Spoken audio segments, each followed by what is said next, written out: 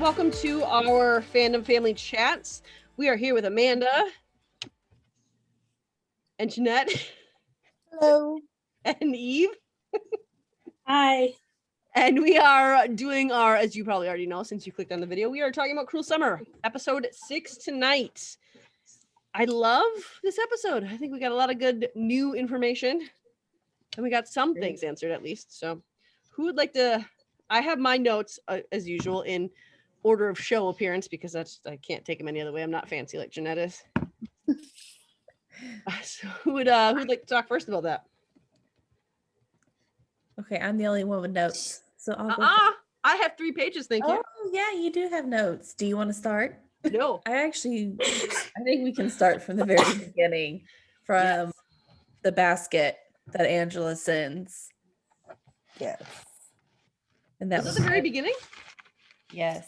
Well, Oh. basically, I mean, they kind of do the, anniversary, Yeah. what their anniversary looks like, but that's the first thing that kind of jumps out at you. Okay. Mm-hmm. Unless you had something else for I me. did. What do you have? In the beginning when the lawyer comes to the house, after Jeanette's excited to steal, and we can see that when she's talking to them about stealing. But when the lawyer's at their house in 1995 and Angela's sitting at the table with them, and Greg just says, "Did you drink all the coffee, Jeanette?" And Angela says, "I left you some." And then he smiles and he leaves. And the lawyer says, "Nice to see you as a always, pleasure. Greg." Yeah. And so even, what's that? I have that too. Oh, no, even the lawyer sees what Greg's doing and dislikes it. So it's not just Jeanette that notices what an idiot he's being. He is. He definitely is. Now we can talk about the basket. Okay, so ideas, anything about the basket? Did anybody think it was? I mean, I thought it was, I don't know. I thought it was odd, but maybe it was okay. I don't know. I just thought it was a little.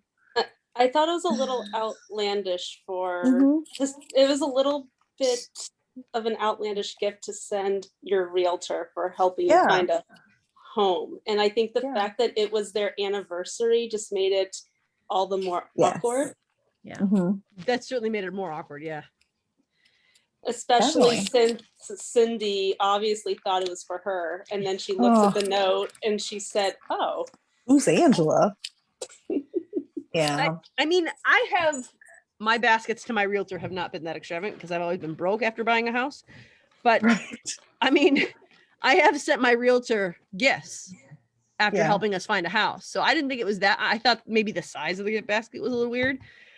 But she also didn't know it was his anniversary. And if he's not having a personal relationship with his clients, they shouldn't know it's his anniversary. Right. I mean, there's that aspect. But she did say, someone, I don't know, was it you, Eve, who said you're feeling bad for Cindy in this episode? yeah." This episode made me dislike her more than I have in any other episode. Oh, really? For Cindy? Yeah. For Cindy? Yes. Yep. Oh my gosh. I told Amanda today earlier that she's she's becoming one of my favorites after this episode. She's been a fantastic actress. But I don't like her character anymore. But I think I have the exact opposite reaction. Me too. We're drifting further and further apart, Jeanette. I know. So I drifted further to the other side. I was like, oh my gosh, I'm feeling more and more bad for her. I don't know, man. I think I put it in a perspective of how I would act as a mother. And I mean, the reason I don't like her, I disliked her more is because of what happens later in the episode. But I think with that basket, it did say in there, "Thanks for helping me find a great house." So I personally don't think she had any reason to be jealous about it. It said right in the note, "This is for helping me find a house," not for, "Hey, thanks for the great night time at the hotel." I don't know. That's just me, though. To me, they don't do anything that is not on purpose. Yeah. What's that? Yeah, everything means something. Oh, absolutely. Yeah. So. I think it was the downfall. I think it was the beginning of her hyperdrive neuroticism, though. I think her seeing that note made her think he was hiding something from her, and then getting the phone call right after, and then snooping Jeanette's room. I think getting that basket kind of cemented, okay, nothing is as I thought it was. I better go. All these things happening in tandem, I think made her distrust of Jeanette spike. And I think that was the purpose of the basket. Maybe. I'm not always right, though. I think it was foreshadowing that especially with the end of her saying, that, is that what he told you? I think it's foreshadowing that he's going to start something with Angela before their relationship is actually over. That's what I was Oh. thinking. Maybe I didn't get that, but that makes sense. That could be. Yeah, because that definitely got me thinking, well, how soon after this are they getting together? Because that Right. seemed like the first step to the beginnings of their relationship.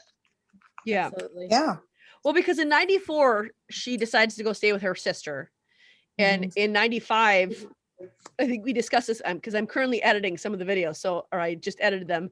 And I think we had discussed that it was April. So he had been dating her for 4 months. So Cindy would have already Yes. left at that point. Cindy Right. would have already been gone by the time that Angela said she was dating him. But that doesn't mean a relationship wasn't there. Exactly. That may be just when they were officially a couple, but who Yeah. knows what was going on prior to that. Because like we talked about last week, like I think they were already flirting at the video store. Oh yeah, I agree. And if she was praising him and giving him this attention that he wasn't getting from Cindy, because Cindy was getting more and more insane. Yeah. I think that he probably would have started an emotional relationship with her, if nothing else. Like, my wife is saying this, or my daughter is doing this, and I'm struggling. I don't know what to do. And he went to her for that because she was the one heaping praises on him. I think that could be possible. Yeah. But I personally think Cindy is completely validated in her going crazy. Because I feel like everyone around her, no one is believing anything she's saying, and she's right about all of it. Yeah, like she knows in her gut that Jeanette is lying, and like Jeanette is her daughter. Like she knows, like she's her mother. She knows that she's lying, and her husband isn't believing her. And I feel like the fact that Greg is basically like gaslighting her, and to make her think that she's crazy is making her go a little cuckoo. Yeah. He almost laughs at her, like, for her thoughts. Yeah, I like when she was talking about the wanting to be a flight attendant, and he kind of just chuckled. She was like, "Are you laughing at me?" Like, I kind of wanted to say that. I said, "Are you seriously laughing at her?" Yeah. I don't know. It was very off-putting. He just sat there and chuckled. Yeah, I agree. And he's not even entertaining the thought that she could be right. Like, he's not even like attempting to try to figure out like what's going on. He's not even entertaining. He's just kind of like, everything's fine. And this is his partner. I feel like you should at least be like hearing her out and discussing these things, Yeah, I feel like a normal conversation would be more like, what's really going on? Like he should have been asking what's really going on, even if he doesn't believe anything she's saying. It's just kind of weird that he's not at all concerned about how her mind is working right now. And even after he goes to the house, he obviously goes to the house that same night that she left. Like, I wonder what happens then. Like, don't you like call her and be like, "Oh my God, you were right"? Like this, I don't know. It just seems strange that something to more come of that. To Martin's house. Yeah, because it looks like he goes the same night. I was confused on that though. Like, I thought that, to me it looked like Cindy went in 94 and then Greg went in 95. So I guess it was just dark. He went there at night because remember she was saying, he's like, what do people think if they see us going in broad daylight? So Cindy didn't care and went in broad daylight. He just went at night because he's wearing the exact same thing. Oh, got it. Okay. See, this is why I need to watch the episode more than once. I only watched it once. I just take notes. No, I thought the same thing you did, Eve, but you didn't tell me earlier. I think too, the Greg situation, we have to remember too that I would have, if I was in his position, she said the flight attendant thing, I would have chuckled too. Because what he said is that where the dead body comment came from? Because she had just been day drinking the night before and saying, do you know what happens in first class? And that was a weirdly insane. I think I know why she said that, but I think that's an odd thing to say. And I think for him, seeing how stressed out she is and then talking about this, I think he was trying to connect dots. But you could tell that when she said, "Are you laughing at me?" and he said, "No, I'm not laughing at you." And that could be gaslighting. I didn't see it as that. I think that because when she said that and she pressed him harder on it, he said, "I just thought this was going to be something serious." And he didn't think it was serious because she was talking about dead bodies on a plane the other day. Right. He was hammered. So, I think I would have had a similar reaction to that. But I also think that when he was talking to her that day, I didn't see him as invalidating her. I think that she she had been saying things. Yeah, I think he should have taken her more seriously and investigated it more. I agree with you wholeheartedly. He should have. They're partners. They're supposed to act as partners. And I don't think they were. I think that he was desperate. I mean, they both dealt with it in different ways. I think he was desperately trying to hold on to, no, she's innocent and we have to stay that way or we're going to fall apart. And Cindy is more, she's guilty. I feel it in my gut. She didn't know. I don't think she knew what she thinks she knew. And she was fighting for it though, but she didn't know what she was fighting for. Well, and my original impression of Sydney is that she was more worried about appearance. But this episode, I got it as more of, it's not about the appearance necessarily, that she's like trying to figure out what's going on because she wants to like find a way to protect Jeanette because she doesn't know exactly what's going on. But she's like, you need to tell me so that we can like figure this out. Because I think she still would have tried to cover for, I mean, I think she would have tried to help her if Jeanette would have just been honest, like this is what's going on. It sounds like in this episode, she's really starting to panic that it's looking more and more like Jeanette is involved and Jeanette isn't telling her anything. And yeah, she's just so desperate for her daughter to at least admit it. And her husband is believing her, and now she's losing her mind. Right. When poor Sydney said that she is there anything you need to tell me? I'm thinking, okay, this is like clear. Like when mom says, is there anything you need to tell me? Mom already knows. Like you need to just like tell us. Like that's mom didn't know at that point. Mom was guessing. Well, she found the key though, so she knew. She didn't know who it was though. She knew when she went to Martin's house. I think she knew. She just didn't have. She couldn't prove it, but I think. Yeah. I think she knew. So I mean, yeah. My question was, how did she know it was Martin's key before she even tried it? I think she was just guessing, but since they said that, she'd been seen in the house. I mean, I don't know. Yeah, I think his mother's intuition. I mean, I think she just knew. Like she already knew about the necklace being a lie, and so I don't know. I think she's just guessing, but I think she was right. Yeah, I think we're gonna find that the necklace is not a lie. I know. I think maybe I think she's making a lot. I don't think she knows what she thinks she knows though, and she's fighting for. She's 100% fully guilty of everything that's been said about her, and that's not Greg's position because you can't prove it. Yeah, I don't know if she feels like she's 100% guilty. I got that impression when she was talking to Greg. I got the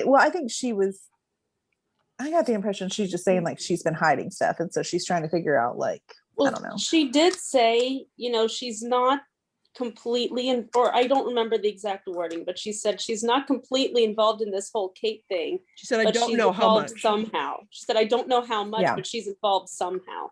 So I don't think she believes Jeanette is 100% guilty of everything, but she definitely knows that Jeanette is hiding a lot of things. And she is.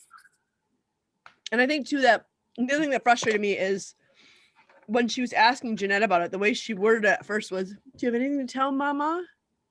No, she's not going to tell you that she broke into some dude's house, especially when this is happening. She didn't do what everyone's saying she did. Right. But if she confesses, I broke into his house, everyone's going to think, oh, you did what you did. In fact, that's what Cindy does think. Yeah. When she found out it was his key, she felt that she was more a part of it than she actually was. But I mean, we haven't seen anything to prove that yet. We've seen that she breaks into the house because she's turning into a weirdo who gets high off of that stuff. Yeah. But that's why Jeanette doesn't confess. So it's not, that was my issue, is that she stopped after that moment. Jeanette said, you know what? I just don't believe the rumors, change the number. And then her mom stopped trying to get it out of her. But then she just went to the worst. And Greg even said, well, let's talk to her. But let's ask her. And she said, I already did. She said, no. Yes, Cindy did say, come talk to her with me. But then she didn't push him anymore on it. She didn't push either one of them anymore on it. She just walked away from it. Yeah. That frustrated me. I know, me as a mom, I would have pulled out the key and been like, well, then what is this? Exactly. Just tell her. Tell her, I found this key. I know. What is this for? That's what I wanted to see. And because she didn't do that, it felt to me like she gave up instead of fought for her. Yeah, definitely. But I almost think her giving up isn't even necessarily like giving up on Jeanette, just giving up on, I mean, here she's trying to talk to, she tried to talk to Derek. She tried to talk to, I mean, she said she's like just feeling giving sort up of on alone. I think she's just giving up because maybe she starts to feel like, well, maybe I am kind of crazy. You know what I mean? Like, I think it's more of just giving up on, I don't know what else to do. I'm trying to get someone to help me. I'm trying to get someone to hear what I'm saying, and no one's willing to listen. Yeah. It kind of felt like she was believing the worst. You know, she didn't believe it all. It felt like she was believing the worst. But then when she's talking to Greg, she said, how did she word it? Because Greg said, we raised a good kid. And she said, yeah, but she changed right before our eyes. And then she said, she like almost started to defend herself in that. Well, and the I reason think that she believes the worst of what Jeanette is, what is said about Jeanette, but I think she also blames herself for that. Yeah. Well, I think she was defending herself because another thing that Greg said that made me angry was the way he kind of made fun of, well, she blossomed, just like you said. And I was like, I felt like that was almost, then he was like, no, I'm not blaming you. But it felt like he was blaming her by saying that. I thought. I didn't get that at all. Mm. Because when she said she changed right before us, and he said, no, you said she blossomed. That's what she did. Because she was saying, she could have done this bad thing because look at how much she changed. But before, she was totally fine with the change, had no concerns about it at all. Right. But now that this is coming out, now she's concerned about the change. That's where I felt he was going with it. I don't know. I thought he was a little condescending in the way he said she blossomed, just like you said. I mean, if you look at their relationship, she's been a housewife the whole time. He's been the breadwinner. I think that their relationship has been very surface level. Yeah. So I think he probably is a little condescending when she tries to go deeper. Maybe. I could see that. A little confused about so Greg went to the house, and that was in 94, right? When Greg went to the house. Yep. So we're sitting here in 90. I'm sorry, I keep getting the years confused. So we're sitting here in 95. That's the third year, right? Yep. So we're sitting here in 95, and Greg knows that she's been to the house. So I'm just wondering what happened with that. Right. I don't think he ever told her. I mean, that was the whole thing that Cindy was upset about, was that she had a key to the house and Greg didn't believe her. And obviously he went that same night and he knew. So what happened after that? Like, did he just keep that to himself? And what happened to the key? I mean, obviously they didn't put it back. So Jeanette would have noticed that the key disappeared, I would think. I mean, I don't know. I have a note on that. I'm just going to read it if I can. That Greg finding the key to Martin's house, it killed how he felt about Jeanette. I think that was the start of their downfall of the relationship. And it was Cindy who pushed him there. And I think he probably partly blamed Cindy for that. Angela is the one who pushes him to know truth from Jeanette. And like, you have to be there for your daughter. Yeah, she might have done this thing. She's not a psychopath. You need to be there for her. But it was Cindy who's like, no, our daughter did something wrong. Go find out for yourself. I'm right. She did something wrong. So I think he kind of blames Cindy for finding out that Jeanette did this thing. I think he holds Cindy responsible for it. So it kind of felt like to Greg that Cindy is toxic in her fear, but Angela is compassionate in it. And I think that's partly why he pulled away. I think that he sort of emotionally kind of checked out. I think that after seeing that, because you look at his face at the end of the episode and he starts to cry and he leans against the railing and it's more than devastated. He's despondent is what his facial expression looks like. So I think he partly blames Cindy, but I think he also really blamed himself. And if you notice, Jeanette does the same thing. When it gets hard, Jeanette does exactly what her dad did. And that's pull back from absolutely everybody and shove every single person aside. And I think that's what he did with Cindy. Yeah. Maybe, yeah. It could be. Because I mean, those two they're drawing parallels constantly between Jeanette and her dad. Right. Definitely. Do we want to go back just a little bit and talk about the CD? Yeah. Yes, we do. Jamie's a big fat liar. Right? That's what I thought. Like he acted like he had never had a conversation with her until the flyers, but he was there and he was flirting with her. And my big note in all caps was, yeah, I remember too. I'm Jeanette. Remember from where? Yeah, I was wondering that too. I wanted to ask about that. I said, I remember. So, like from around school, or maybe just from around school, because she's obviously got to be more popular than she realizes even before, because St. Kate said the same thing when she introduced herself at the mall that time. She's like, yeah, I know who you are. So I don't know, maybe more people know her than she realizes, but I that's what I thought he was talking about, was from school. But the way he says that makes me think that there was an event. What, Amanda? I think Derek was pretty popular. Yeah, maybe so that's what it is. Maybe, she's Derek's sister. Yeah, probably. But my brother was pretty popular in school, and I wasn't like super popular, and I was always known as Kenny's little sister. Right. No one ever knew my name. I was Kenny's little sister. Yeah. So I mean, he was the sports star. He was and I was a volleyball star, but that was it. That was it. I was on the fringes, so they didn't know my name. They just knew I was his little sister. But I mean, Derek, not that my brother doesn't love me, but Derek really loves his sister. And I think Derek probably talks about her more than my brother, like, talked about me probably. Yeah, it's just the fact that Jamie said, oh, we met when we were putting up flyers. But I wonder if, he's a guy. I wonder if maybe he just means that's when we really, started talking and really got to know each other, as opposed to this is how we met. Oh, no, I think he outright lied to Kate, because I think he thought, if I tell her that I found this person while I was super sad and depressed looking for you, I think he thinks that'll endear Kate to him a little more. Not to say that he's not a big fat liar, because he definitely is, but it just makes me wonder if he's blurring lines between events. I don't know, but he's definitely lying. I think everyone on this show is lying about something. About something. Everyone. Yeah. Big or small, everyone's lying.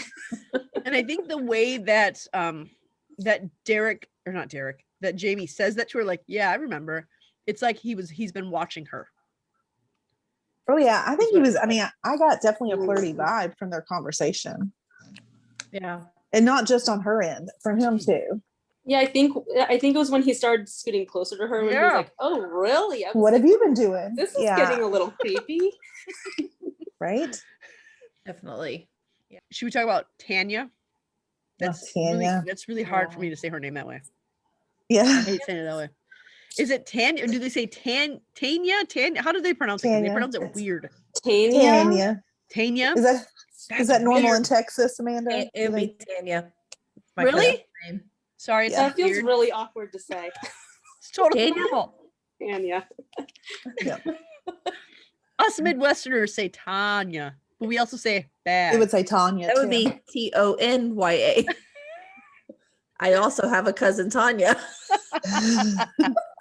Good point. But I want to talk about her for a minute, because when she says she won't, my question was, obviously I know the answer, but did Jeanette intend to threaten or blackmail her into silence? And I think that her lawyer I love that that's her lawyer's attitude, because even her lawyer, she's getting paid to do it, but I think her lawyer genuinely thinks that although Jeanette is hyper annoying because of how her attitude, I think her lawyer genuinely believes in her innocence. And I think that's why she's willing to accept. I mean, obviously you can't know the legal activity, but I think she really believes Jeanette's innocence in that. And then when Tanya was in Martin's, it's really hard for me. When she was in Martin's house, like when they were in the store, she was like, did you see her go up his inseam? Yes. Like, I mean, she was obvious about stuff. Wow. Brave. That's super awkward. Yeah. And you get the sense from Martin, I kind of got the sense, especially right then, that he prefers inexperienced girls. I think he prefers people who are more inexperienced, but I think it's because they need to match his own inexperience. He prefers them to be less than him so that he can be the dominant one. And I think that's his attraction to Kate, is he has this level of authority over her, and he knows that he doesn't know, but he assumes she's this kind of virginal creature, and he knows that I can be more experienced than her and I can have this power over her, and she wants me. And so I think that seeing him with Tanya kind of made that a little more obvious. He mentioned an ex-girlfriend too, which made me curious. Like, I wonder, I want to know the more way about he said her. it was weird, right? Yeah, that was. It definitely was. It was something. Because that he's not saying that to make it clear, hey, I'm unattached. He clearly wasn't doing that because he didn't want Tanya. Right. So but the way he said it was almost forceful. Yeah. Right? I don't know if you agree with that or not. No, I mean, I thought it was weird for sure. It was just, I don't know. The way he said ex-girlfriend, like Martin's very reserved when he talks to people in the town, but when he said that, he got louder. Like he was just like, I don't know, it was bizarre. Yeah. Really dislikes her. And with Tanya too, that interview, I'm kind of skipping, but I think this ties into an early, because they jump through scenes. But in 94, when she goes up to her daughter's room, Tennille's room, and Tennille makes the crack about the social worker, her mom responded very seriously to that. Yes. So it kind of, with Tanya, it kind of makes me wonder, did she do something that there was a possibility that Tennille was going to be taken from her and she was going to lose her money. Because even in that scene, what she was concerned about was the interview. My friends are coming over to watch the interview, and she said it all proud, like she was a superstar. And even when Renee asked her, what is it? You'll just have to watch it. Like, Yeah. She will say literally anything. She has no moral compass to stop her from doing or saying anything to be in front of a camera. Right. Yes. Well, I mean, that was clear because we saw, she totally, everything she said that had happened was totally made up, like the opposite of what happened. Mm-hmm. So I think she's going to be dangerous in the future here. Yes. And the fact that she's the one who asked to be deposed. Right. She went up to them and said, I'd like to be interviewed for this Jeanette case. Like, yeah. Just a vapid person. I know. When I heard that, I said, who asks to be deposed? Like, that's not something you want to do. No. Especially I've in a case never that been destroys somebody's life. Right. And in a case where it's not like you're involved in this. Like, it's one thing if it's like someone you really care about that you would want to try to bring this person to justice or whatever. But she obviously doesn't care about Kate and her family. So maybe it would just be a way of getting on the good side of the Wallace family or something if she, here saved them from this, lawsuit. I don't know. Yeah. I did have a question about that because they all grew up in the same town, right? We're getting that impression that they all grew up in that town and stayed there. I'm wondering if the way that Cindy reacts to like the phone calls, the way she reacts to all this stuff, the way that when she's talking to Greg, the way she's talking about it, how it wasn't her fault. I'm wondering if something similar happened to Cindy but Cindy actually did something. Yeah. And it was Joy and Vapid Lady. What's her name? Tanya. I forget that it was those two who started the rumors about her. And those two kind of brought her, because Tennille says your mother is a freak show has-been. She got that from somebody. Yeah. Yeah. That kind of struck me. I was like, wait a minute, where did that come from? It was out of nowhere. It was odd. Yeah. So I get the sense that Cindy was part of the popular crowd. Because, Greg, I assume, was some sort of star. Yeah. He's well-liked. He probably played athletics.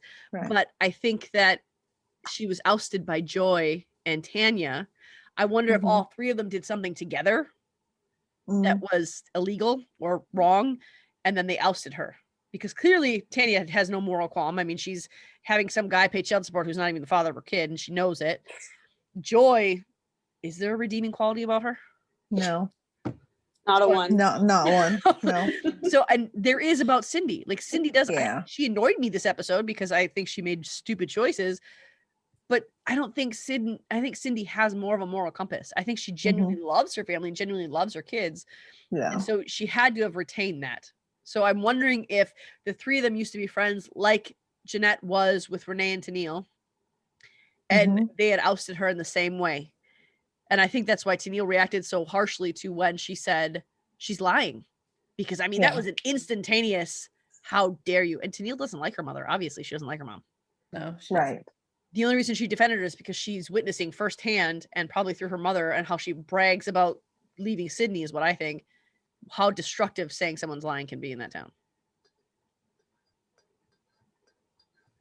I agree. Maybe so. Yeah. I think there's definitely more history to Cindy and all of them. Yeah, it definitely brought up more questions about Cindy's whole background. So now I'm wanting to go in that direction and find out what happened there. Yeah. I feel like this is every episode. They just more questions. Instead of just solving the puzzle for us, they just give us more and more pieces. Absolutely.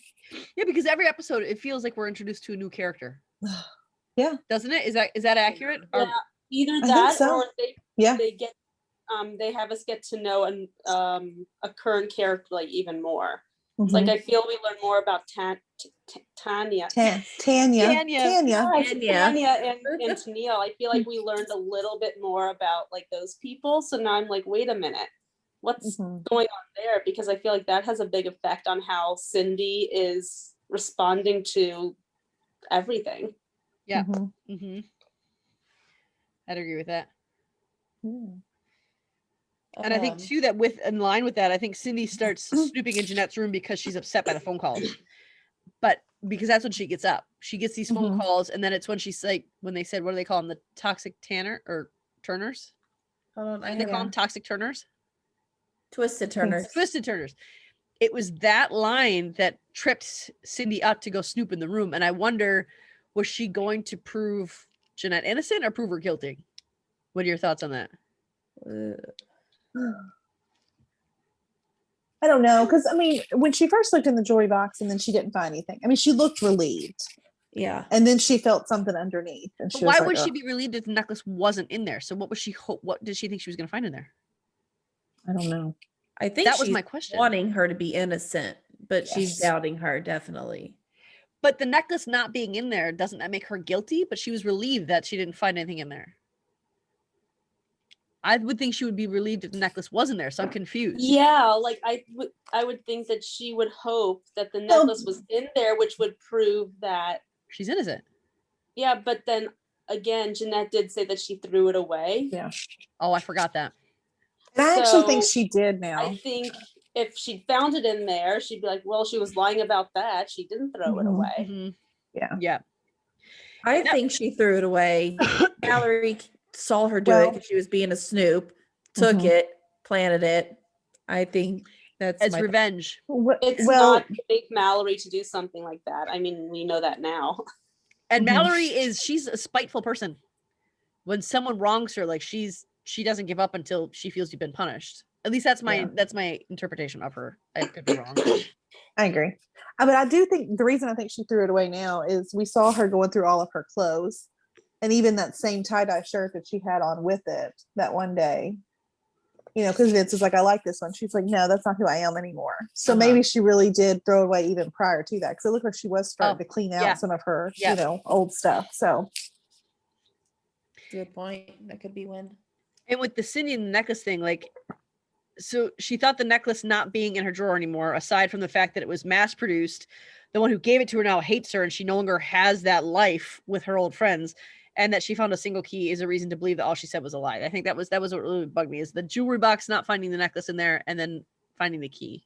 I feel like finding the key indicates that she was hiding stuff. I don't know if it indicates that she was lying about anything, because it's not like Cindy asked, have you been breaking into Martin's house? And Jeanette said no. That's just something she was hiding. I think she was asking that though without asking it. Yeah.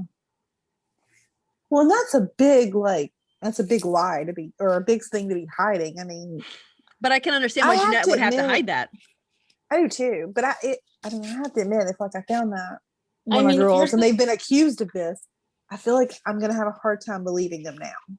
Like, if you're suspecting that your daughter broke into someone's house, it's like, I mean, would you just accept that them saying, you know, no, you need to stop believing all those rumors and just leave it there? I would keep pressing.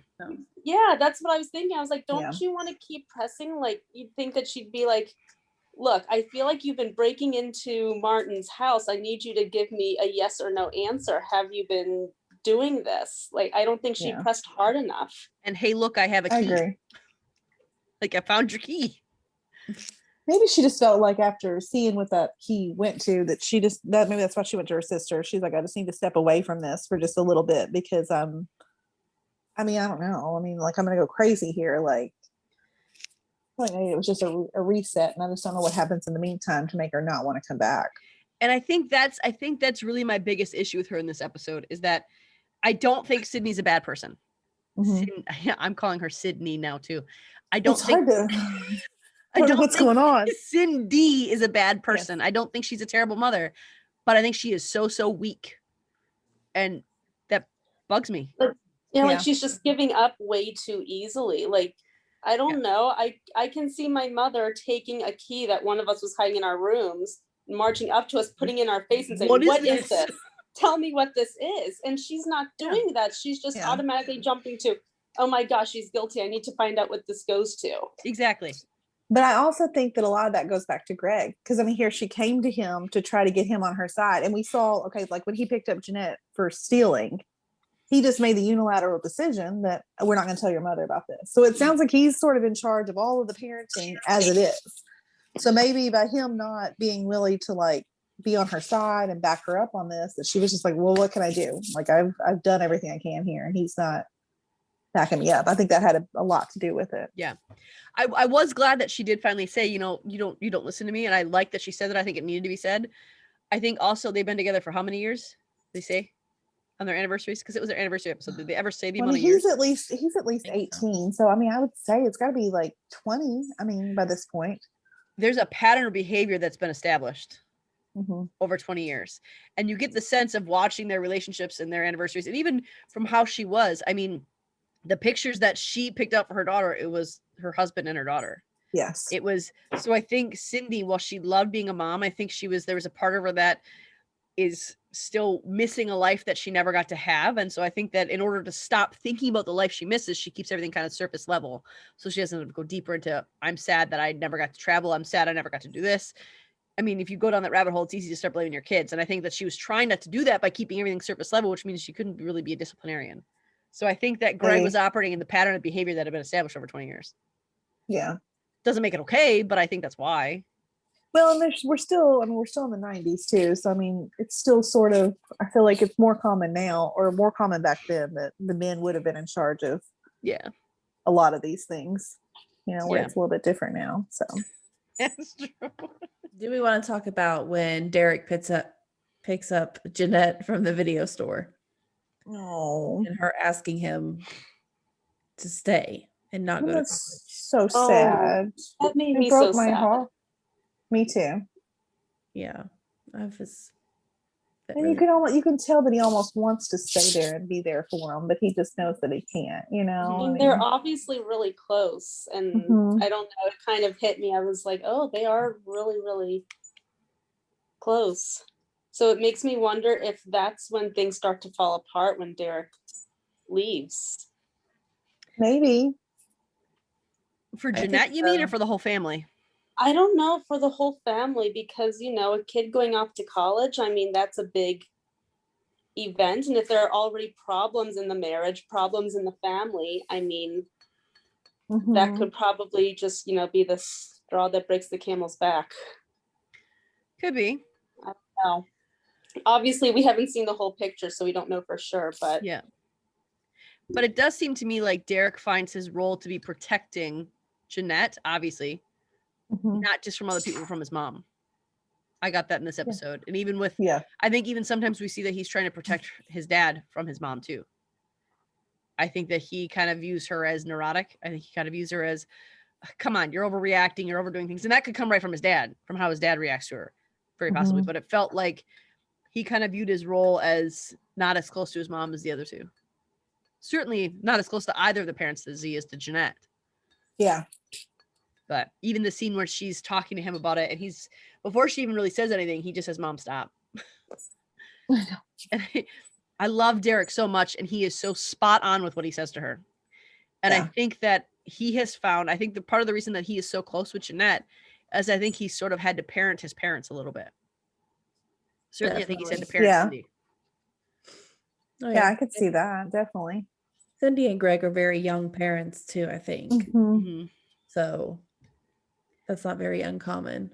And they were also raised in a different generation. I mean, in that time frame, the way people were raising, the way lifestyles were, they changed every decade. It wasn't gradual. It was like one day, oh, we're different now. We raise people different. So I think that Derek understood that more than his parents did. At least as it pertained to Jeanette and how the kind of support she needed. Yeah. But I do think that's probably the major downfall for her once he leaves. Because he's kind of the only person that she's got. But she really left before he really left, didn't she? Because she went to her sister's house that night is the impression that she gave. Yeah. Yeah. And Derek was leaving either that night or the next day for college. Yeah, I think so. I mean, she didn't stay while he was gone. I mean, she left at the same time he did, if not a day earlier. Right. That's true. That had to put a lot of pressure on Greg and Jeanette. And I imagine even more on Derek, because I mean, this is the other thing that bugged me about Cindy, and I'm sorry I keep talking about her so much, but I get you need your headspace. I get that you need to reset, but your daughter is going through something amazingly difficult and being traumatized and cut out and bullied and I mean, look at how she turned out, and her mom left. And I get that there's that scene in the end where she's saying, you know, our mother set this example of you have to give up everything for your kids and we shouldn't have to do that, which is true. But I don't know. I just felt like for me, if my kid, even if I didn't believe her, if she was going through that hard of a time, being cut off from every single person that could even possibly give her comfort or relief, I don't think I could leave in the midst of that. And I think that her leaving made Derek feel that. I think that Derek was like, well, mom's gone. Dad hates her now. So what am I going to do? But just to play devil's advocate on that, like if you were to stay in that kind of headspace and know that you can't be supportive to her because right now you don't believe anything she's saying, maybe you wouldn't be a benefit to her at that moment. But then you should have a conversation before you leave. Well, I think she did say she was going to talk. I mean, maybe she not said before I'll come back and talk to her is what she said. So, but I got the impression she was going to do that soon. It wasn't like she was going to wait a long time, that she was going to like have a conversation. I don't know. I'm just playing devil's advocate. I mean, I wouldn't leave. I wouldn't leave my child either. Like, but you know, just trying to see her side of it. I mean, I do think she's a good mom. I really think she's trying to do what's right here, but she's just, I don't know. I think I'm excited to see like 1995 Cindy more because now I want to know what is she like now that she's had time to go off and do this. Like I want to together. So I'm excited to see more of that. Yeah, I really enjoyed seeing her in 95. I said, oh, she seems to really have it together. Mm-hmm. I don't know. I loved her conversation with Angela. I thought that was really amusing to watch. I loved their conversation. I mean, I just thought it was like wow, okay. Really like thought it was weird that she went there.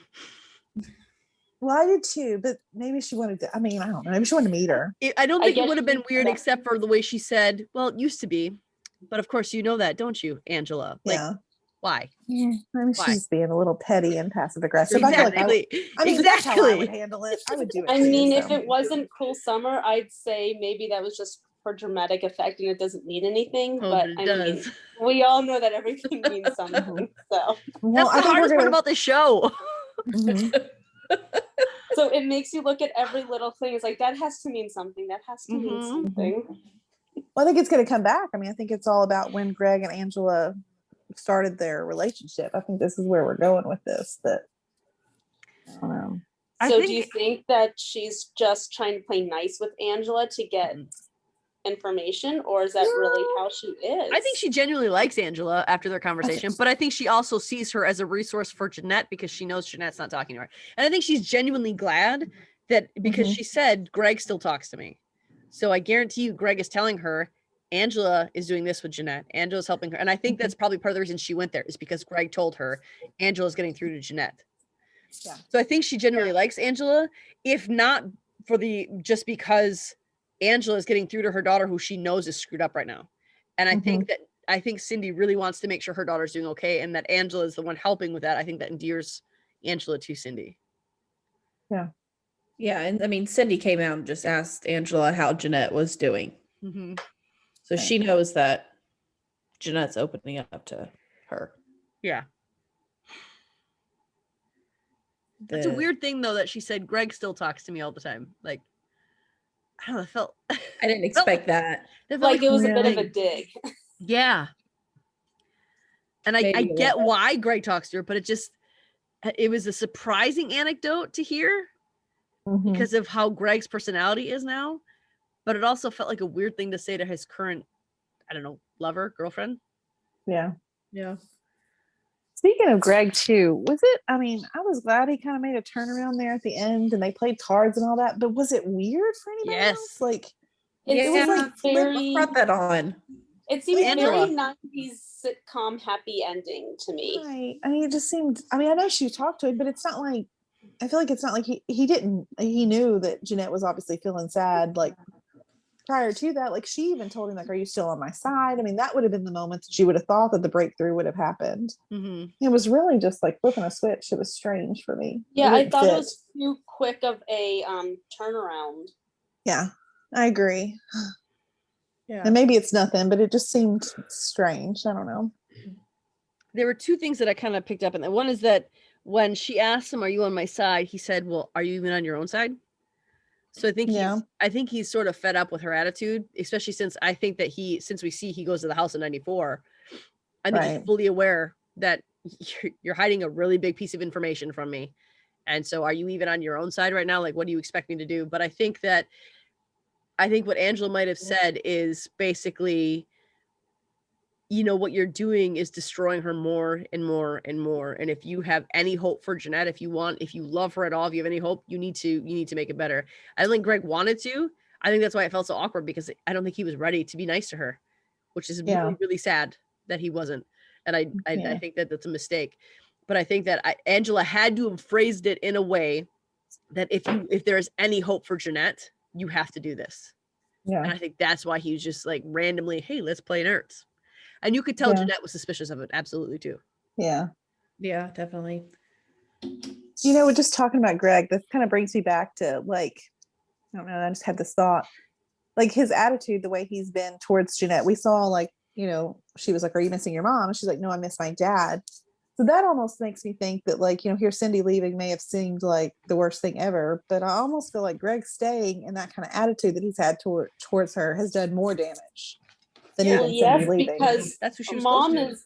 Yeah, because mom is out of sight, out of mind, but then dad is still there, but he's not really there, and that has to really hurt. No. And she's been daddy's little girl. Mm-hmm. And this you can see that especially in 93, like before she's blossomed, so to speak. Like she is definitely a daddy's girl, so it's kind of hard to see them in 95, and that's where they're at. Really hard. Yeah. I'm hoping this turnaround continues, though. Me too.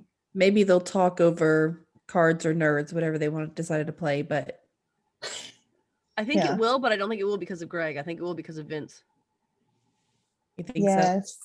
I like that Vince came back around too. Me too. And I think the moment he started to, I have a note about that, but I think the moment he started to is, you remember when, I don't remember if it was episode 4. So when Vince saw her in 95 at the Martin's house, I think the way she had said what she was doing made him understand that she wasn't in there for anything nefarious. She had never been in there for anything nefarious, but she went back there to try to figure out what could have happened. I think that Jeanette is desperately trying to say, this doesn't make sense. I didn't do this. I don't know why this is happening. And I think being back in that house is kind of her trying to work it all out in her head and trying to figure out dates and times and that sort of thing. So I think that was the moment that Vince was like, okay, I believed you were innocent before, but now I know you're innocent. Yeah. Because from that moment on, he started inserting himself in her life a little bit more. And so I think that he's going back to protecting her. And I think that was the point of saying in the beginning, Vince and I have each other's backs. If it were me, he would have done the same thing. I think he's returning to that now. And so I think him staying at the house, he knew that what she was doing had to be a big deal. And so him staying at the house was to continue protecting her. Him staying at the house was continuing to be her friend and stand up for her. And I think that that's why it's going to come down to him being the reason for everything. I mean, him coming back almost seemed to bring new life to Jeanette. When she returned from the store to talk to Tanya, she laughed openly for the first time that I've really heard in 95. And it was because Vince was there. Yeah. And we see them bonding if they're together. Yeah. Yeah.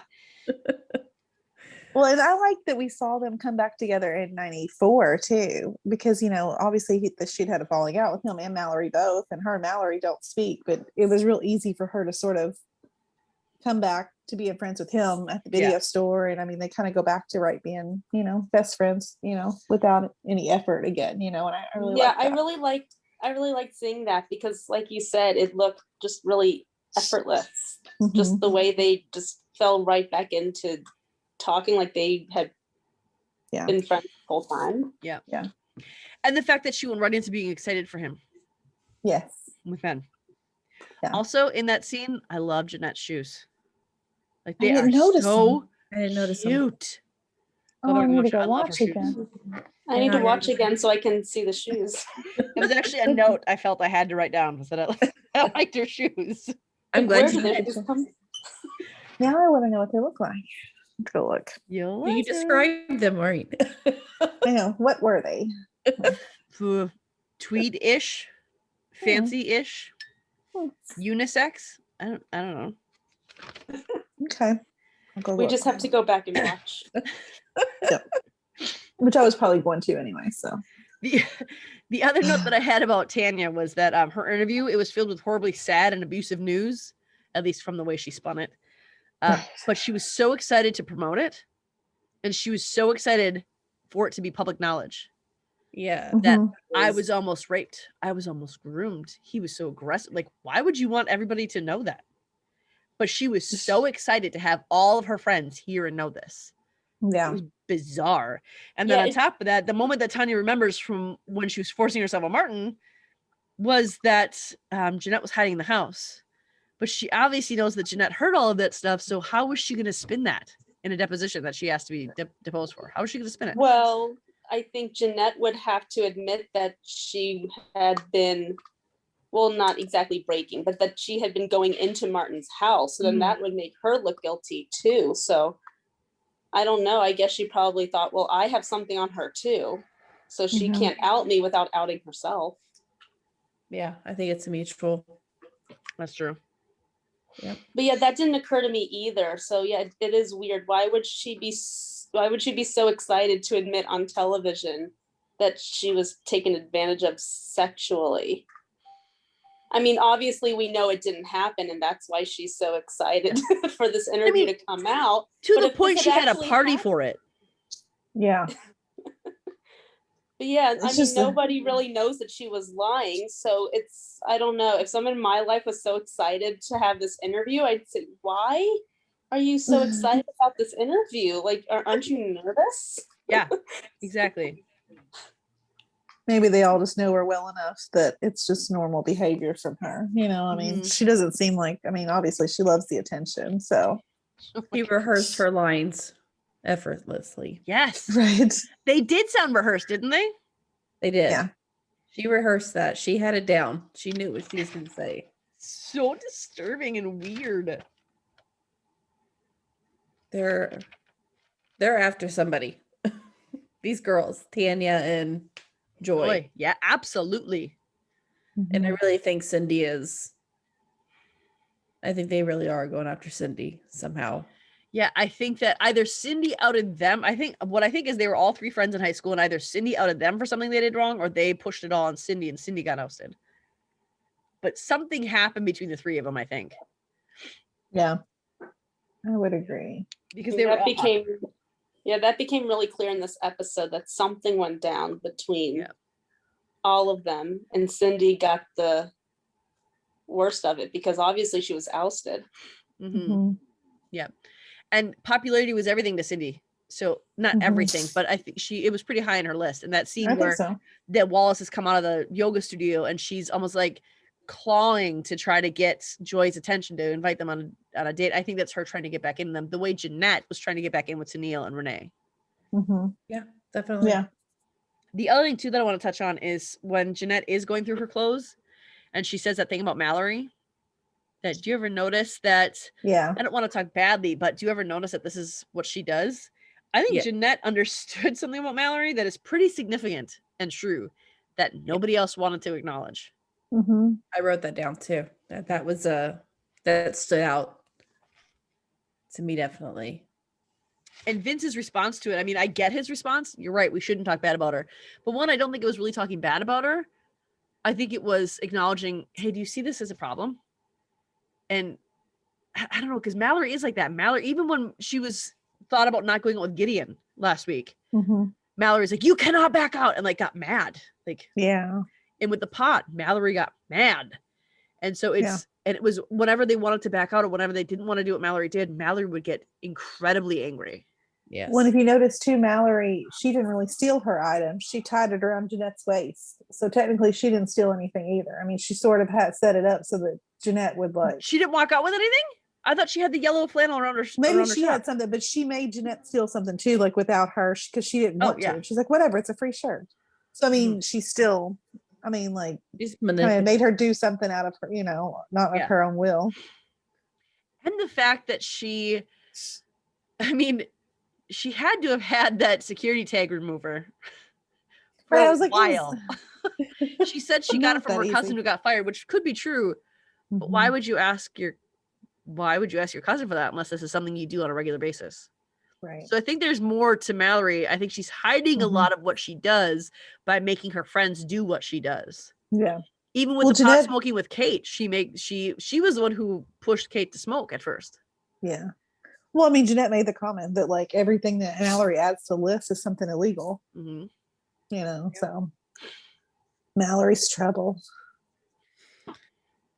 Yeah, but I think she tries to hide it. And like, this is something I used to do with my sister. I mean, I no longer do this crap anymore because I'm a Christian now. But before I was a Christian, I used to do a whole bunch of stupid stuff, especially in high school. And I would make my younger sister was forced to go with me all the time, and it bugged the crap out of me. And I would say, listen, you're going to do this with me because I'm not going to have you go back and tell her dad or your mom that we are doing this unless you're going to get in trouble too. So that's you're going to do what I'm doing, or you're not going to come with me. And it kind of felt like that's what Mallory was doing a little bit. Maybe. Yeah. You know what? If I'm going to hang around you and I want to do this stuff, then you're going to do it with me. So I'm not taking the fall alone. Yeah. And I think Jeanette kind of pointed that out when she said, I can't believe Mallory ditched us. And she said, well, she told us to run too, which is true. But I mean, if you're the one pushing them to do it, wouldn't you make sure they're running with you? Right. Then not with She was just worried about herself. She wasn't worried about them at all. Yeah. Mm-hmm. Yeah. So I think we have it right about Mallory that she started the friendship with Kate out of guilt because she is the one who framed Jeanette. The bike thing was a really good theory. I like that. I have something to piggyback off the bike too. Yeah. Very randomly. Was it from that article? Yes. Did you read it? Yes, I did. Yeah. That was brilliant. You say it out loud though. So Mallory's bike has an 8 of diamonds playing card in it during the first episode. The same card that Kate holds in her hand while playing solitaire, right before her mom accuses Mallory of sending the liar note. Yeah, I read that. That's interesting. There is something to that, I think, because as the article points out, there is no coincidences in the show. Right. No. So I think that is something, but I have a hard time believing Mallory wrote that note. Unless she put it up there when she came in, like taped it to the door and then came in. Yeah. That's possible. But then Kate would have seen it when she opened the door, unless Mallory just lets herself in the house. Which, I mean, it's possible. I mean, she probably does. It's Mallory. Right. I'm sure she did. Well, didn't she climb through a window one day? Yeah. Into Kate's room. So maybe Before she the didn't carnival. come through the front door. She like put it up there and then came. Well, through maybe the when her window. mom's home, she doesn't come through the front door. Maybe. Oh yeah, probably Because her mom wasn't home then. Her mom came home and saw the note and then brought it to them. Yeah. So maybe she knows when her mom is and isn't there. Maybe. But then why would she say that to Kate when she finally had Kate? You know, that's my question now is if that is Mallory, if that theory is true, what would be her end game there? Because Mallory is a huge liar. So what's her end game in saying that to Kate? I don't know. What is the theory on that? What do you guys think? Unless her and I don't know. Unless her and Jeanette are like back to being friends, and it's like a secret thing. And but I don't think know. So. It's just like throwing. I But I don't don't believe that. But though. I can't see that. If for nothing else, it's because Jeanette doesn't go to anybody else. They come to her. She won't allow anybody else, and Vince keeps going to her, and that's why Vince isn't let in. And Mallory would have to go to Jeanette, and I don't think she's doing that. I think Mallory's too proud. Oh my gosh, too prideful. I can definitely see that. Do you want to hit a few more points that article was talking about, Maureen? Yeah, go ahead. All right. I only have like 4 of them. I didn't write any of them down, so you go ahead. All right. The ones that kind of popped out to me was the what is behind the mirrors. Yes. Yes. Is it a two-way mirror? Is that why Jeanette didn't see Kate or vice versa? Wasn't there another one with the mirrors where there was like a camera in there and he did bad things behind those mirrors? Wasn't that one? There is the camera. There's a camera right there. And I mean, I've said that. I remember the first episode, I thought there. Yeah, if you look, or what appears to be a camera, there's something that has a little red light, like right in the middle of the camera. So I'll send you a screenshot later. It looks like an obvious camera. But I don't know. And then there's the fun house. I mean, where they had them that whole mirror play. I don't know. Maybe it's just kind of. And when she's in front of the bathroom mirror, she sees Martin when she's standing in front of the bathroom mirror. And they do that mirror side by side kind of them. There's a lot with mirrors, so maybe. Yeah. I feel like with all the puzzle pieces they've been throwing at us, I mean, at least I anyway have kind of forgotten about that whole two-way mirror theory. So now that you're bringing it up, I'm thinking, well, what's going on with the mirrors then? Because we have all these pieces that are coming into play about what like Kate's version of when she saw Jeanette during that time. And in her version of the story, like there weren't mirrors or anything involved. So now I'm wondering, well, where do those creepy mirrors in the basement come into play? You know, that could be, they could just be metaphorical too from the show writers. Maybe. Of what they're trying to do throughout the show. Yes, Amanda? I'm sorry. No, Amanda just like pointed her finger and then like covered her mouth. I have things coming in my head. Well, just talk about the mirrors like real quick. There's like a door also right beside those mirrors. And I want to know where the door goes because it just seems like an odd like. Aren't the mirrors themselves closet doors? Or were they just put on? I think I just always assumed they were, but they aren't, are they? I don't think they are. I think it's just like a little. Oh, I thought they were like those 80s mirrors that like move as a closet wall. No, I almost took them as like a wall of mirrors. And now that I think about it, I think they're just completely flat. I think so. Well, that changes things. So, but there's a door. There is a door. So kind of actually bringing it back to Annabelle about what this article was saying. It said, well, wait, before you get into Annabelle, can I say something about the mirrors real quick before you get into Annabelle? Because I know that theory about Annabelle that you're about to read. Go ahead. But with the mirrors, what if Jeanette had broken into the house for one last time, whatever, and she's looking into the mirrors, but then Martin comes, like she can't see, because you know how if you look at a mirror just right, you don't see anything else that's in the mirror. Like let's say I'm off to the side, but someone's looking here and they can look just beyond me so they don't see me, but I can see them. What if Kate actually made eye contact with Jeanette there and Jeanette sat there staring, just kind of waiting to see if Martin was there, and then maybe she heard a noise and she fled. Yeah. So, I mean, that could be a way that Kate isn't lying, but neither is Jeanette. Jeanette didn't see her, but Kate and her did lock eyes, and as far as where Kate's point of view was. It could be. Could be. Yeah. So Annabelle? So, Annabelle.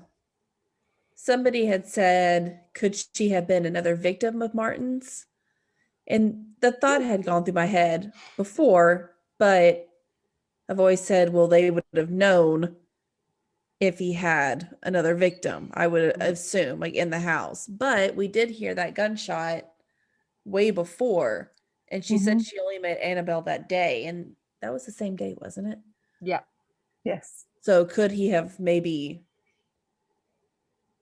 killed Annabelle? And could be. It's very far-fetched. I agree. Yeah. But I still think there's something to the fact that we only hear one gunshot and everyone's surprised that she's found and no one heard a shootout. So I still am kind of clinging to the idea that Martin was killed before the cops got there and the cops just took credit for it and called it a shootout. I think so too. I think he was killed at like 3 a.m. or the night before. Did Annabelle kill maybe him? That's what I'm thinking. Maybe Annabelle killed him and then Annabelle went and brought Kate up, and maybe Annabelle, I mean, she could have helped her come up with the story of how she got out or whatever. I don't know. Or she left and just somehow got a note. But she did meet Kate, and if Annabelle was a victim, then she wouldn't have just left Kate. Maybe Annabelle's the one who called the cops, though, and said, hey, I found Kate Wallace, or hey, I found the girl you're looking for, because she probably wouldn't have known her name. Yeah. This is why I think Annabelle is someone we already know. Now, whether they are the one that rescued her and Kate just can't remember who they are, I think we already know who Annabelle is. We just don't know it's Annabelle. I think it would be silly for me. I'll be upset if we just introduce a brand new person that's Annabelle, like, and there's no big twist to it. Like, I want it to be something significant. You know, I don't know. Yeah, no, I agree with you. Part of me still struggling to knock out the idea that it's Joy. I still think it could be. I think it's still a possibility. Yeah, Joy has a bigger role than anybody is pointing out right now, and I'm surprised there aren't more theories about her involvement. Right? Because I mean, she's our number one suspect, right? Yeah. I think she was helping Martin keep her. I do too. And I think Yep. there's a theory on there about the wallpaper that I don't think there's anything behind the wallpaper. I didn't write it down because I was like, I don't have enough to say about it because I think it was just I want everything to look bigger, better, prettier. I think that's all it was. I think that's as far as her brain goes because she's an idiot.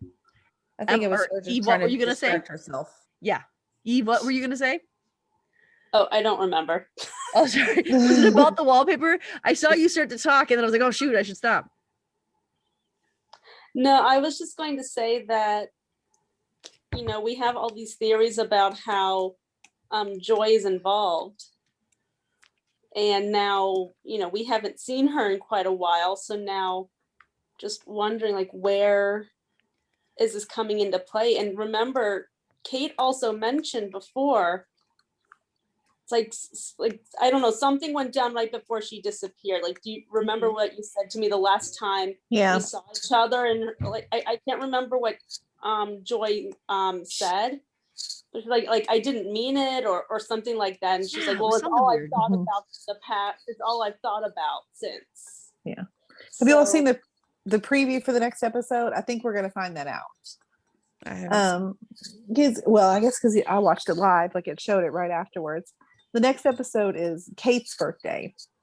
And so yeah, I did see it that. shows something about like, she's like, well, I just want my birthday to be better than it was last year. And it shows her and her mom arguing. So I'm wondering if she says something to her then, and then that this is when she's going to get kidnapped finally.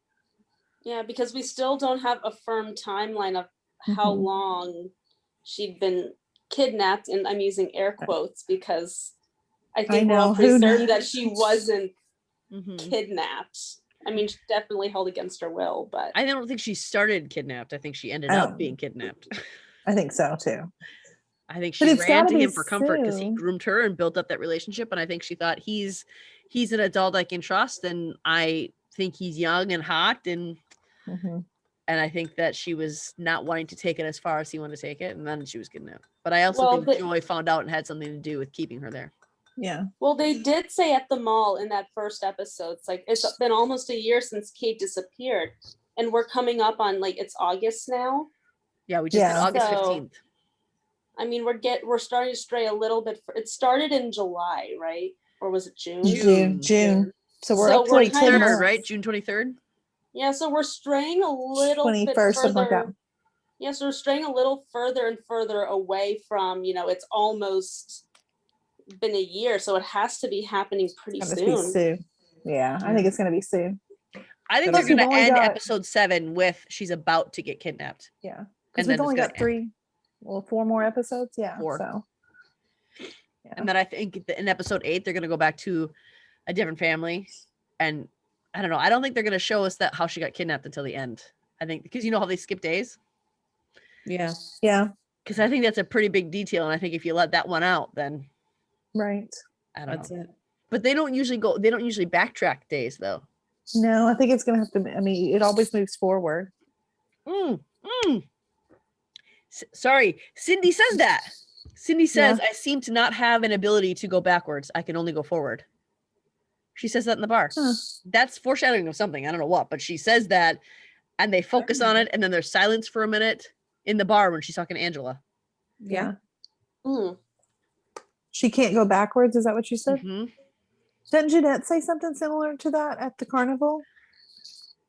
She said, I can't go back to that girl. Oh, okay. Maybe that's what it was. It was something. Because he said, why don't you go? Remember that nerdy girl, that geeky girl that nobody liked? Go back to her. And she said, I can't. Yeah. Okay.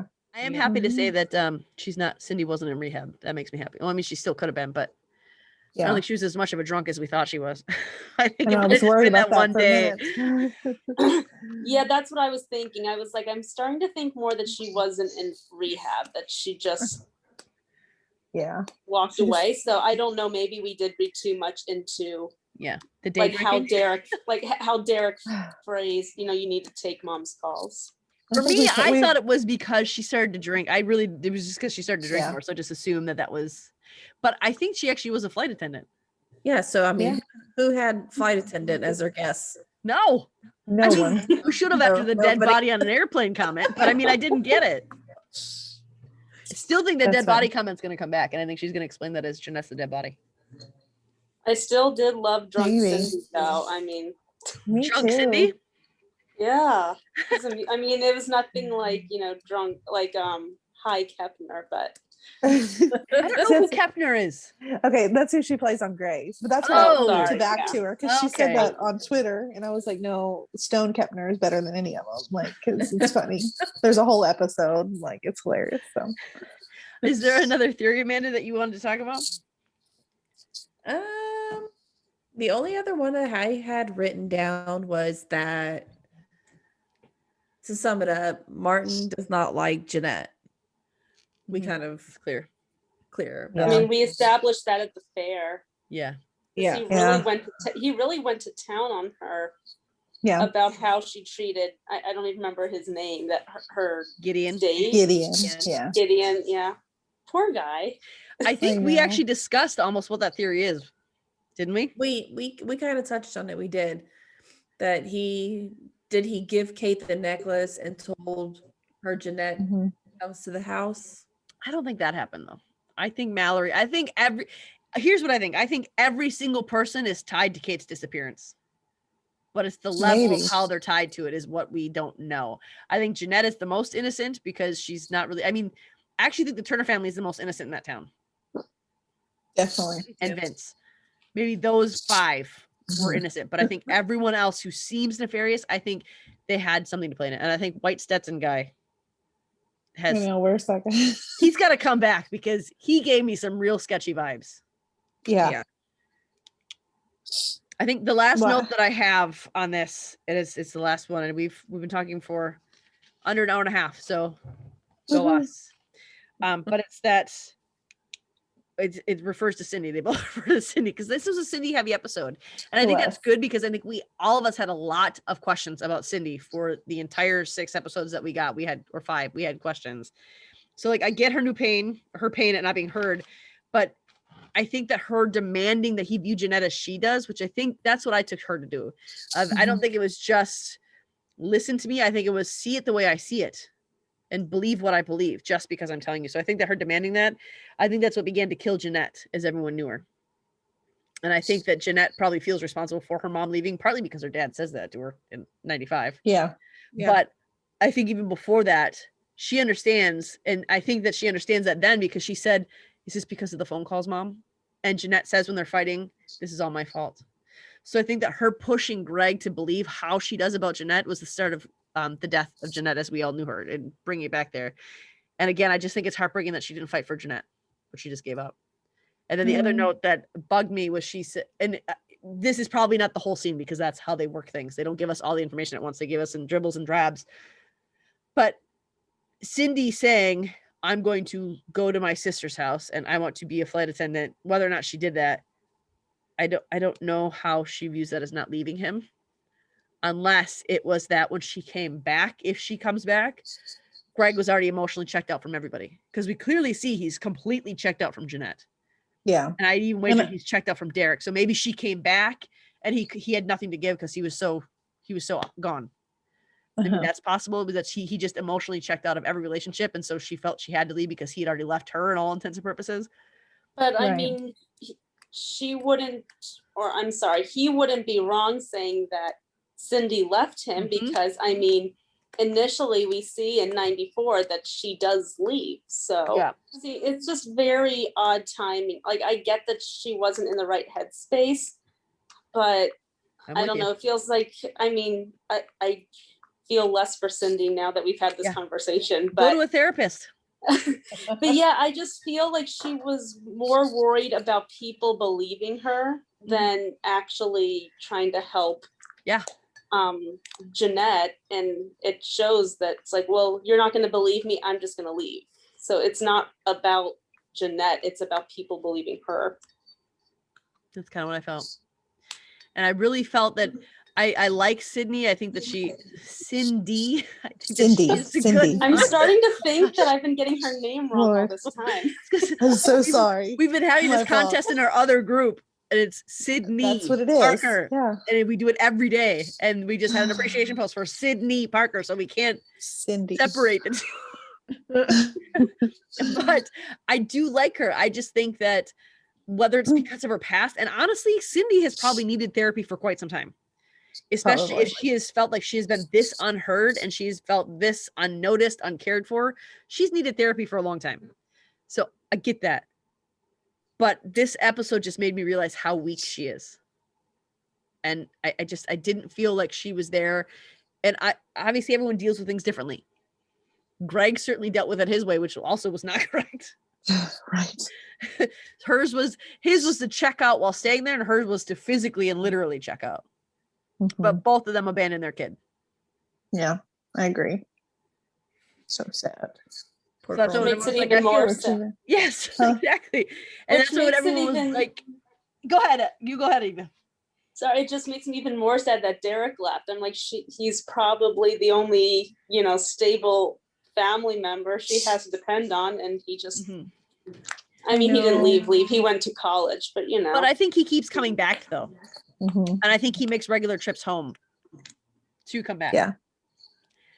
Would he say something about laundry? But I think it's probably more about making check sure on that Jeanette, he's checking on Jeanette. Yeah. Because I mean, dorms have laundries. Yeah. Washers and dryers is what I mean to say. They have those in dorms. Yeah, I definitely never wanted to make trips home with a big bag full of dirty laundry. Especially the climate his house was in. He doesn't just want to go there to hang out. I mean, who would? That has to be his only purpose. Yeah. That's not a kind of house you want to hang out. No. At, if you have, another option. Here. So do we let's just recap our theories. Okay. What did we decide about Cindy? What is the theory we decided about Cindy? I think she's weak. I think that she should have done more to fight for her kid. That's what I felt I found out this episode. I felt more compassionate. Yeah, me too. Yeah. I like her more.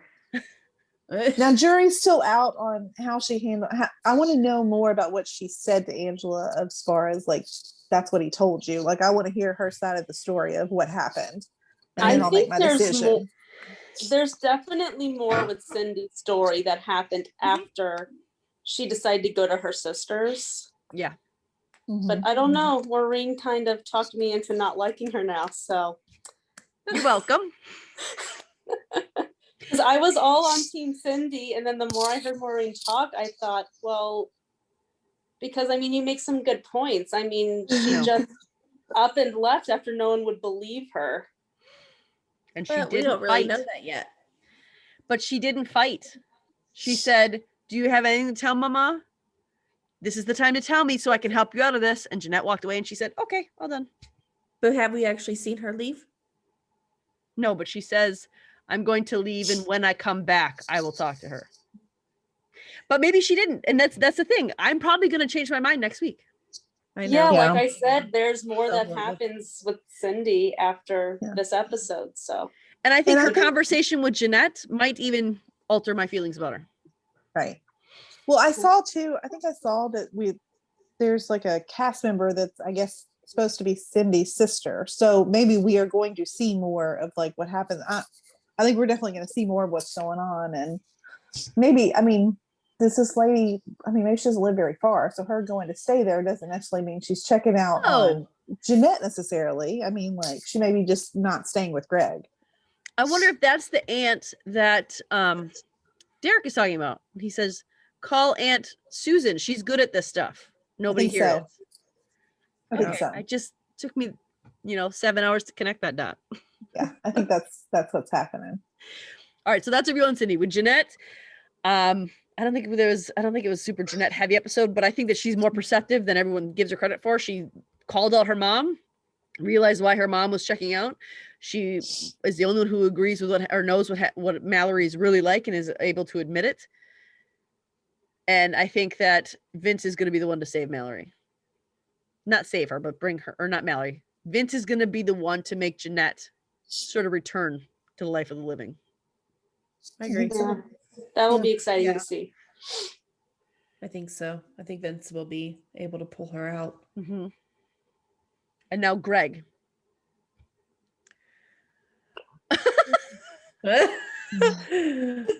I don't know. I mean, just. I hope he keeps up the attitude that he had there at the end. I mean, because that I was happy with, but otherwise, he's made me really angry the last few episodes. So I hope he keeps playing cards and nerds. Yurts or what? Nerds? I've never heard of this. Did you all know this game? At first, I thought he was talking about nerds, like the candy, and then they were playing cards. I was like, oh, it's like solitaire on cracks. No, nerds is never. It's not a Kentucky thing apparently because I've never heard of it. I call it nuts. Okay. And it's got a slightly different rules in terms of how you score, but nerds is like a big Michigan thing, which is a Midwest Michigan thing. And they're in Texas, so I don't know why it's big there. I don't know. But it's not. I mean, I've heard it maybe twice in my entire life. There's not. I don't know why that got brought up. We just played it at our youth group camp. We had a winter fest and we played it there. And one of the leaders and she got mad at me because I didn't score it the same way she did. So people who play nerds are like very passionate about nerds. I'm gonna have to look this game up, and figure it out. Yeah. Okay. But I do think what I think that Angela phrased it as, if you want to save her, if you want to save what's left of your family, this is what you have to do. Mm-hmm. I think that's why he's being nice. And I think that the more I think he's almost play acting. I think the more he does that, the more it'll start to become real. Because that return for Jeanette, I think is going to be a huge push to, okay, I need to fight instead of just, because I think Jeanette's given up a little too. Yeah. So I think the more her dad is in her corner, the more she's going to want to fight. That sounds, I agree. Oh yeah. I'm really liking Angela through all of this, by the way. My first two notes on this were I love Derek in all capital letters, and then followed immediately by I love Angela in all capital letters. Yes. I wasn't sure about her at first, and now I'm like, I really like her. And we're positive she's actually a good person. Because I've seen I think she's doing good things. I think we're positive she's doing good things, but her appearance is a little timely. I've just seen stuff online where people don't trust her. It's probably because we don't trust anybody on this show, and it just feels like I hope she's as good as she seems. I think it's because she's really the only likable, redeemable person at this point. So now everyone's like, well, she has to be hiding something. Other than Derek and Vince. Yeah. But I think too, like, because we had talked about this before, that the attorney had said, I'm your smoking gun, but you have to give me the bullets. Mm-hmm. Angela could be a bullet that the attorney put in place, and then she just got really connected with the family. Could be. Because she's trying, everything she does is to try, and that would even correlate with her telling Greg to be, because even Jeanette says, did Angela talk to you? And he said yes. Mm-hmm. So everything she's doing is she's trying to improve Jeanette's character, and she's trying to improve the way Jeanette feels, improve the way Jeanette is perceived, or improve rather. Yeah. I don't really buy that, but I think that's something that some people might think. It's an interesting theory for sure. Yeah. And then Vince is the last one we have to talk about. So I think for him, he's perfect. I think Vince is going to bring her back. I think that there's still a lot more. I think that's one thing we're going to learn in the next episode is Vince and Ben. I think we're going to get a little bit more of that. I hope so. I want to know more about, Ben in general. Like, we still don't know what happened to him. And that's the one secret that's bugging me a lot, to know what he blames Jeanette for. Well, here's the other thing that I was thinking of is they live in Texas in the 90s. Ben is a sports star wanting scholarship to play football and is a gay guy. Jeanette sees them. I'm wondering if in one of her questioning things that she outed Ben because, well, I saw Ben and Vince doing this. His parents found out and his parents disowned him and kicked him out. Because it's Texas in the 90s and he's gay. So I think that I was thinking about that after we did an interview with Mark Rowe, because he plays that guy of, super religious. Right. No, you're done with our family if you give this to a gay man. Right. So I think there's something to play there. I think because I don't think he's in a wheelchair. The more I watch that episode, I don't think he's in a wheelchair. I know. I've tried to figure it out, but I think it has, because when they focus on Ben, it's so much about the homosexuality aspect. Yeah. I think it has to be tied into that. I don't think Jeanette would out them. I don't think she did on purpose. Okay, maybe. I think it just might have come out as she was. Because you saw how nervous she was when Tennille and Renee were in the video store, and she was like, "No, I didn't mean it. I said it, but I didn't mean it." And she could have even tried to backtrack.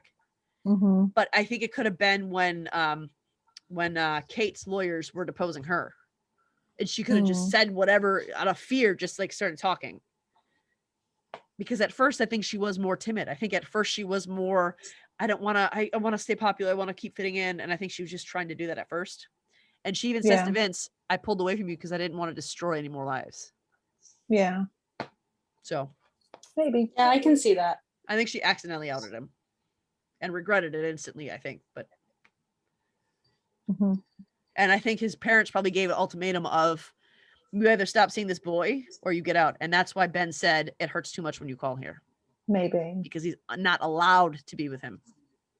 But in that case, why would I feel like why would her lawyers care about his love life? Like, just I don't think hers did. I think Kate's lawyers were trying to separate her from all of her friends, anyone that could be a source of comfort for her.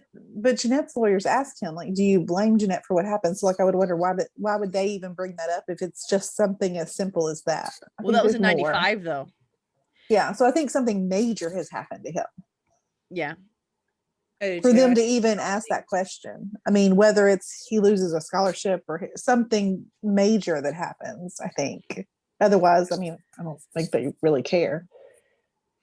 I think but I don't know. Major. Okay. So I think we've covered all the theories that have come out of episode 6. Does anyone else have anything else you think we missed? Anything you want to touch on before we head out? I don't think so. How about you, Eve?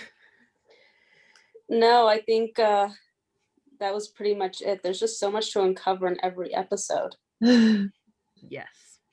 There is. Okay. Well, I think that episode 7, is that what's next? 7? We just did 6? 7, yep. So I think after episode 7 comes out, we'll see some more about Kate's abduction. Hopefully we'll get a little more info on who and how. We definitely see more insight into that fight that was alluded to earlier. So, yep, and that's needed and necessary. So I think we'll have a boatload more questions next week. And we will all the way through episode 10. I mean, that's just how it's going to happen. Even beyond that, I think they're going to leave us in a way that they can, like Pretty Little Liars, draw this story out. I hope so. I kind of want it. I mean, I like it. I don't want it to be over. So I want answers to this mystery, but I can see like another mystery. Exactly. That's what that would be great. Even focusing on like Cindy's backstory or Greg's backstory, moving on from there, because I think each of them has something to hide for a reason. Yeah. So, all right. So that's all we have for you today. We have talked extensively on episode 6. We've gotten some things probably wrong. And maybe we're just really, really smart and we got everything right. And then it'll change next week. So tune in next week to hear what we had to say. Tune in next week to see if you want to fight us on what we say or fully stand in our corner and agree with us till the end. So on that note, we'll see you guys in a week. Thanks for listening. Bye, guys.